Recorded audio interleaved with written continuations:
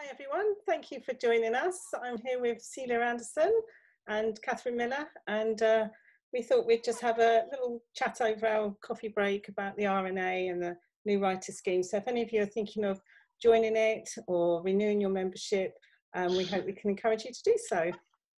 So some of you may know that we're part of the Romaniacs. We didn't think we'd overwhelm the internet with all 8 of us. We just have the 3 of us today. So we all came through the RNA on the new writers scheme, and that's how we met. I always found the new writer scheme really, really useful, and I don't think I would have got published without it, and all the valuable advice and feedback you get from that. So I'm sure Celia and Catherine feel the same. I think it's going from strength to strength. I know we've not had the conference the year just gone, but the conference before, there was a special meeting, wasn't there, for the NWS people, so that they could get together, because that's one of the things that, especially at conference and at parties, you feel so exposed when you don't know anybody, and you're in the NWS and you feel like I'm not quite real yet, even though you are. Yes. And meeting up at the conference with like-minded people with little badges on, so you know who's in the NWS is great, I think. So that's a really good way forward, and lots more support happening for them, I think, and interaction, and it's just really well organised. I knew Celia and I would be friends when she started following me to the toilet, and that's the moments, the in-between moments where friendships begin. I tried with a lot of people, but no one else would let me. I know I needed to look after you. I think as well, I like the fact that nothing feels impossible, if that makes sense. That you kind of, that if you, with their support that you're given through the NWS, that it doesn't feel like it's an impossible dream. Actually, it feels like an achievable dream, so long as you kind of put in the hard work, etc., and you've got the support there, then graduation is possible. I think with when you join a writers group anyway, it's good news, but if it's something that links you together with, like romance writers are linked, with that fellow feeling that you want to promote the writing of romance in all its different forms, because it's so diverse now, it kind of gives you more of a fellow feeling even than the best writing group, although I love writing groups. I think they're fab. Sometimes you can feel a little bit inhibited when you're with people who are writing perhaps different kind of genres, but when you're with the people who are writing similar things, you can talk more about the nitty-gritty of how difficult it is sometimes to be taken seriously. Yes. I don't know why it takes it seriously. Yeah, I think it might be my sprouts. Might be your sprouts, yeah. It might be my sprouts, I don't know. Yeah, I think that's the trouble sometimes. People can be very sort of dismissive as soon as you mention the word romance, and if you're just writing at home on your own and you're not with any other writers in that genre, it can make the doubts seem even greater. But when you're with other RNA members, it makes you feel more confident and sort of validates what you're doing as well. And you get to know that other people have explored different ways of doing things, so it doesn't always have to be happy ending. It can be happy for now, can't it? And things like that. It can be male, male, female, female. It can be bringing lots of different angles on life, different ages, age groups, and problems that happen as you get older or when you're very young. So I think that there's nothing like that. There's nothing like that anywhere else. The RNA's unique in that respect in this country. Yeah, and also I think it helps you sort of develop your writing as well, because you may start off in one place and then talking to others and attending the workshops and conferences and things like that, you realise it's quite safe and acceptable to explore different ways of writing, or different ways of looking at the genre and things like that. And I think that's what the RNA is very good at, is making you feel that you can do something a bit different if you want to. Yeah, and also to feel at parties that agents and publishers are although they're very important to you, that you can actually mingle with them and sometimes even be brave enough to speak to one. Have you done that? Have you actually managed to speak to? No, not yet. No, but I think maybe one day. Yeah. I don't even speak to my agent. I'm too scared. Yes, you do. No, it does make. Yeah, I do. I talk to Laura a lot, and it does help you to realise that getting an agent is actually possible, because that does seem like an impossible dream. As Catherine was saying, that the impossible dreams, one of them is getting an agent, and we work so hard at that, don't we? Yeah. And set ourselves up to fail so many times and have to keep bouncing back again. And then when you find the one that's really perfect for you, you just want to hang on to them, which is a bit scary for them sometimes. Yeah, we shouldn't stalk our agents, but yeah, you want to.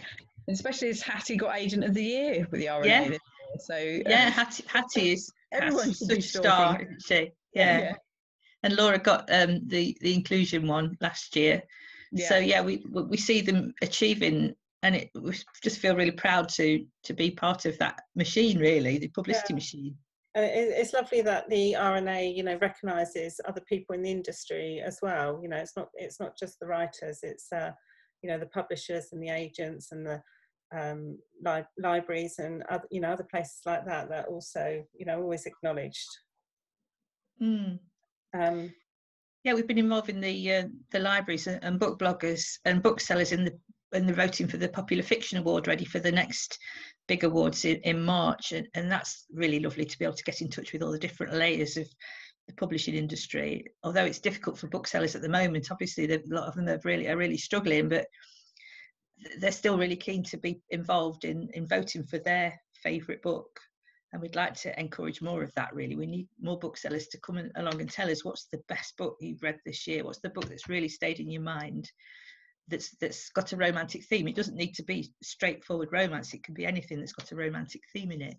And we've come up with the voting this time has come up with all sorts of different ideas, which it gives me a great reading list anyway. I don't need to even look anyway. Yeah, because you're quite involved with the committee and behind the scenes as well, aren't you, Celia?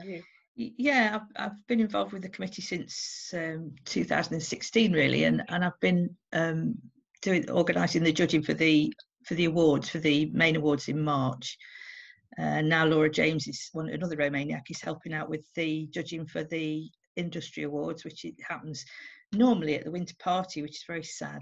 The lack of parties has been one of the, I suppose, minor things really in this year, but it seemed very sad that we've not got those. But our awards will still take place in March, and if we can do it in real life, we will do. If we can't, we'll make sure it's sparkly online. But still, it's a really good occasion to celebrate the excellence of romance writers in this year. So it's published books that have been published in 2020 from January to the end of December, and the genres are quite wide now, and the variety is immense, and the quality is brilliant. So what can I say? I mean, because I've been to the awards a couple of times now, when we could go in real life, and it's always a lovely evening, and you get to see some sort of household names as well there. One year I went with Ginny Cooper. I was there. Yeah, I touched the hem of her garment. I walked next to her. I didn't go to the toilet with her because I thought that would be inappropriate. But save that for special people. Yeah. Yeah, we do get some stars. Yeah, I think that was probably the last pre-COVID event, wasn't it? This year, and was it Anton de Beck you had there? I think. Yeah, he was lovely. Yeah, he was so sociable. He let everybody take their photo with him. I think Anna danced with him a little bit. He was just lovely. He was just how he seems on TV. And he was voted for the funniest judge, I think, this year by the judges on Strictly. The one that makes them laugh most. And Millie Johnson won the Outstanding Achievement Award, and she did the speech that made everybody cry in a good way. Yes, yeah, it was an amazing speech. Yeah, so I think I must have been there that year when she did the speech then, because I remember. Yeah. There. We'd only just started in the old elbow bumping thing, I think, in March, hadn't we? We were just almost not taking it as a joke that we were going to have some sort of pandemic. We thought, you know, the rumour was, but we weren't taking it as seriously as we should be. But well, we did manage to get together as well. That was the very last weekend. We did, didn't we? Didn't we? Romaniac weekend. Yeah. And that's another thing that really is one of the best things that's come out of this, the Romaniac weekends, where we sit down and we just write. We do lots of other things as well, but we write. And some of your books have definitely come out of those weekends, haven't they? Both of you. And yours, yeah. And mine. I like the fact that we tend to be in a room together just with our laptops ignoring each other. Yeah. Talking more now than, not that we ignore each other completely. Whilst we're writing, we're quite good. We behave ourselves. Yes. Yeah. We're very good like that.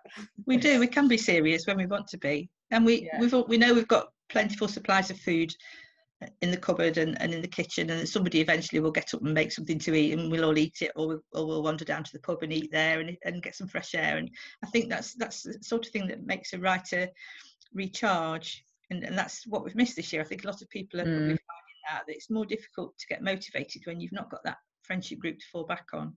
Yeah, I've missed conference the last couple of years just because I haven't been able to go for various reasons. Yeah, and, I do miss the fact that now, obviously, that's kind of like our weekends away, but en masse, with a lot more people and a lot more kind of ideas and learning going on. And yeah, I'm looking forward to being able to go to a conference again. Yeah, me too. I think I appreciate them a lot more now. I've missed one this year. Yeah, because we went pretty much every year, some combination of us, didn't we? Yeah, there been some of us in attendance, I think. Yeah. The first one I went to was Penrith. I think that was first RNA conference.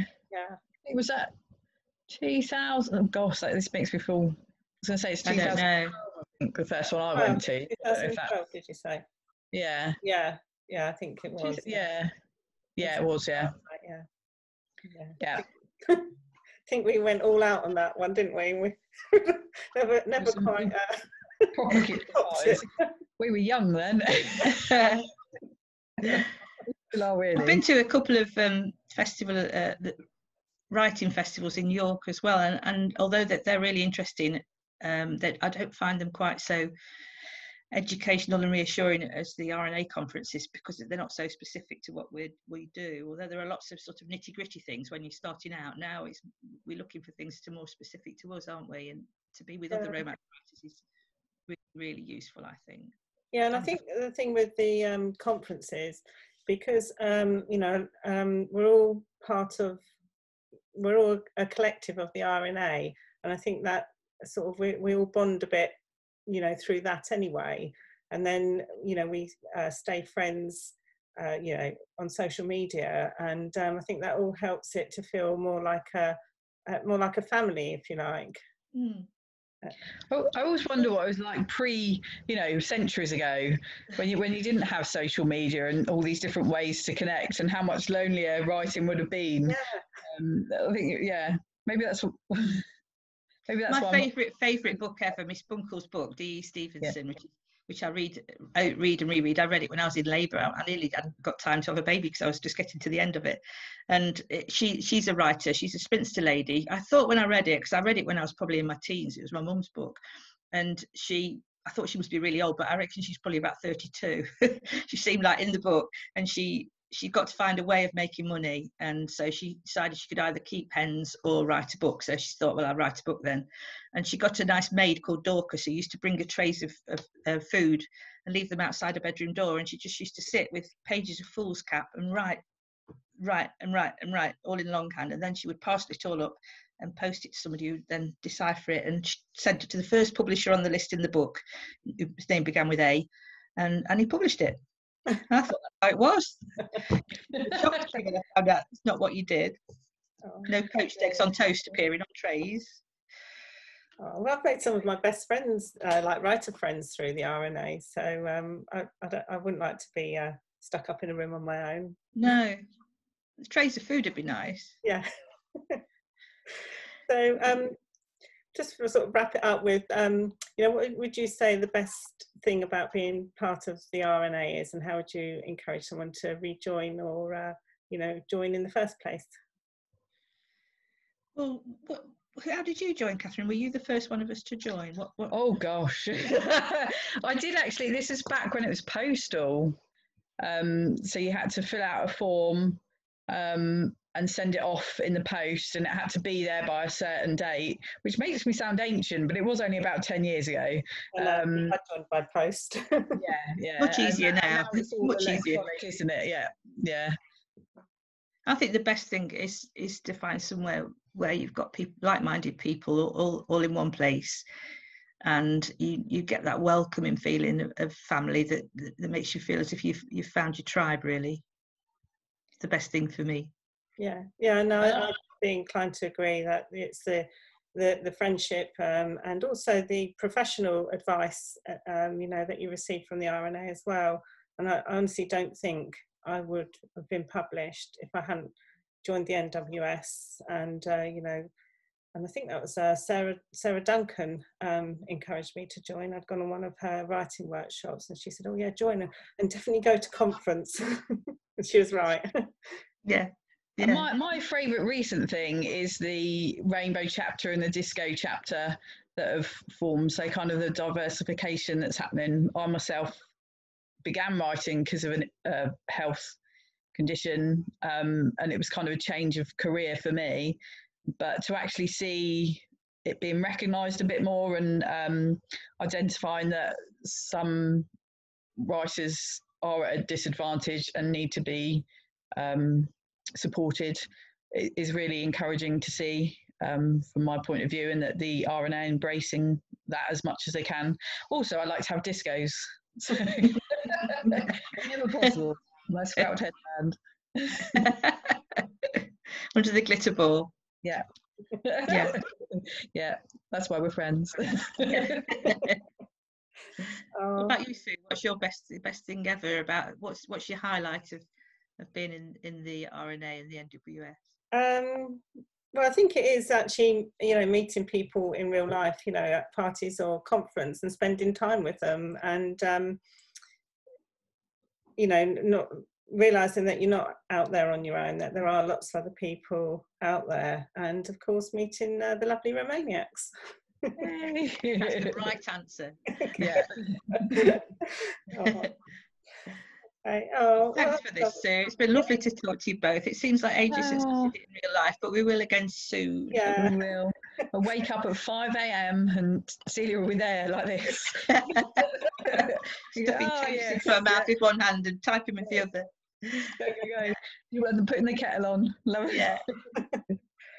Thanks everyone for joining us, and hope you enjoyed the chat. And we'll hope to see you all in real life soon. Yeah. Yay. Bye. Let's go. Bye. Thank you.